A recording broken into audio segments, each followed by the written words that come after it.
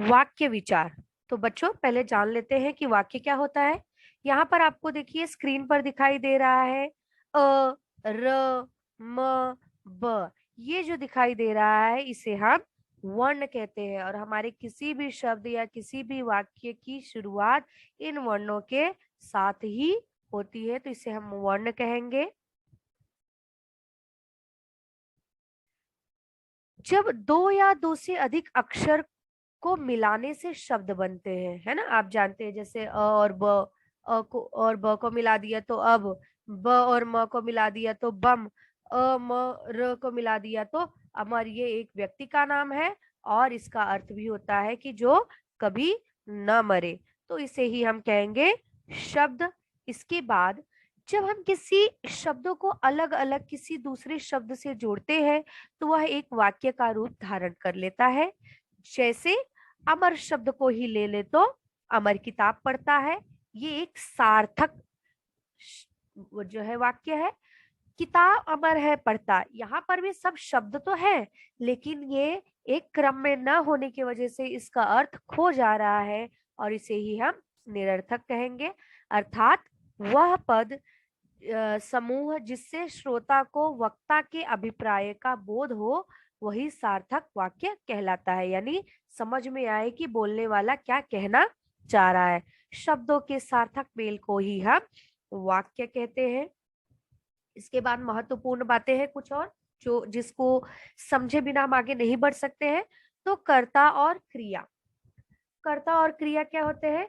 किसी भी वाक्य को बनाने से पहले कर्ता और क्रिया दो व्याकरणिक बातें हमें पता होनी चाहिए। कर्ता यानी जो करता है, जो करने वाला होता है, ठीक है।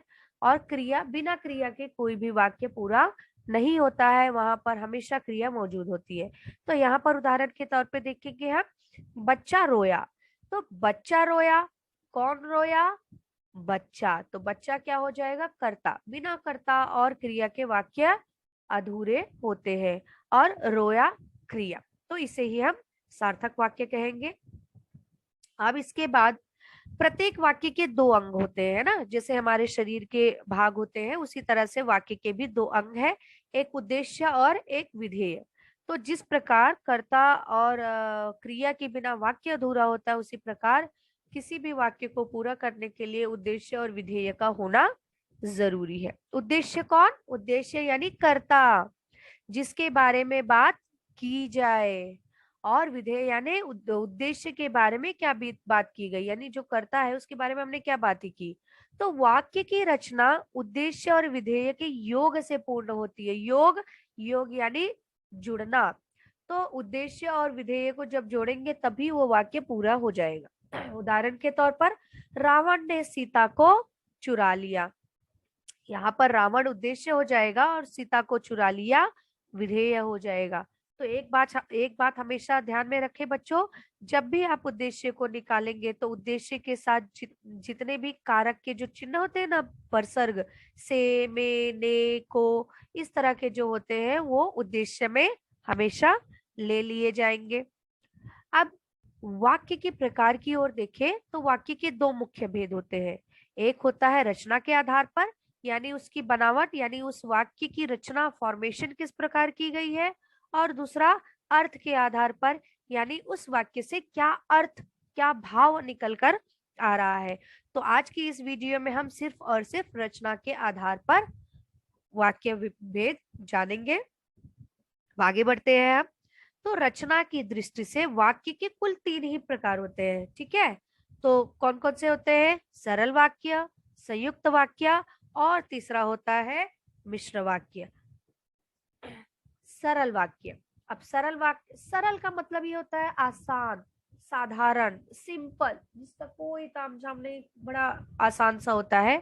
तो एक मुख्य क्रिया, एक उद्देश्य और एक विधेय।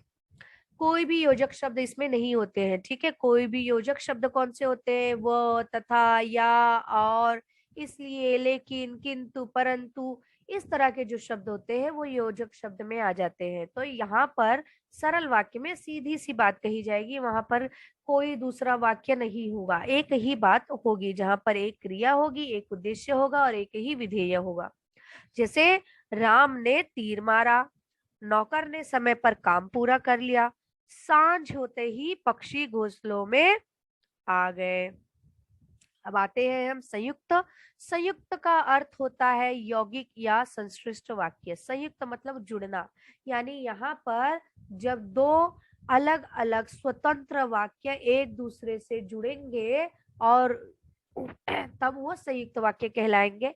अब इसमें किस तरह के शब्द आते हैं देखिए बच्चों। और, एवं, तथा, या, अथवा, इसलिए, फिर भी, तो, नहीं तो, किंतु, परंतु, लेकिन, पर आदि। इस तरह के शब्द आपको दो वाक्यों को जोड़ने के लिए इस तरह के जब शब्द प्रयोग किए जाएंगे तो वो संयुक्त वाक्य कहलाएंगे। यहाँ पर उदाहरण के तौर पर देखते हैं हम। मैंने उसे बुलाया परंतु वह नहीं आया, तो मैंने उसे बुलाया एक वाक्य, वह नहीं आया दो वाक्य, और इन दो स्वतंत्र वाक्यों को जोड़ने का काम कर रहा है परंतु, इसलिए यह संयुक्त वाक्य हो जाएगा। उसी प्रकार वह सुबह गया और शाम को लौट आया, तो यहाँ पर वह सुबह गया एक वाक्य, शाम को लौट आया दो वाक्य, और इन दोनों वाक्यों को और ने जोड़ दिया, इसलिए यह संयुक्त वाक्य हो जाएगा। इसी प्रकार आगे बढ़ते हैं हम मिश्र वाक्य की तरफ। मिश्र, मिश्र मतलब मिलना, घुलना, मिक्स हो जाना, यानी यहाँ पर दो वाक्य इस तरह से मिक्स हो जाएंगे कि हमें पता ही नहीं चलेगा कि ये दो अलग अलग वाक्य हैं। ठीक है, अब देखते हैं इसमें किस तरह के योजक शब्द आते हैं।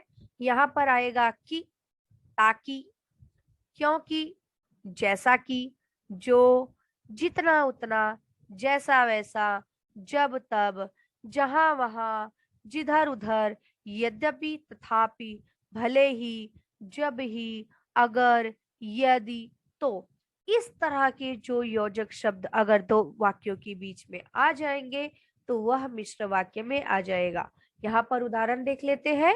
उदाहरण के तौर पर अध्यापक ने कहा कि कल छुट्टी है, तो अध्यापक ने कहा कल छुट्टी है, इनको जोड़ने का काम कर रहा है कि, इसलिए यह मिश्र वाक्य हो जाएगा।